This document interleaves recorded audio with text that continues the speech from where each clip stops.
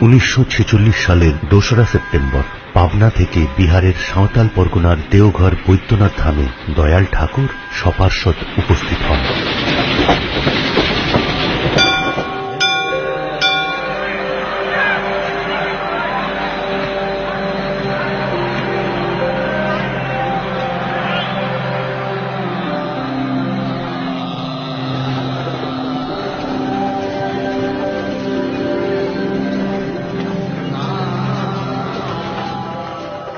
স্থানীয় বড়াল বাংলোতে শুরু হয় তাঁর জীবনের আরেক অধ্যায়, বর্তমানে মেমোরিয়া নামে যা সমধিক পরিচিত।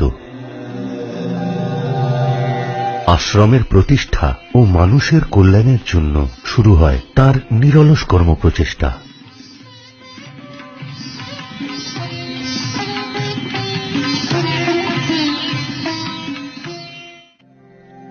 ঘটতে থাকে সমাজের বিভিন্ন স্তরের মানুষের আগমন।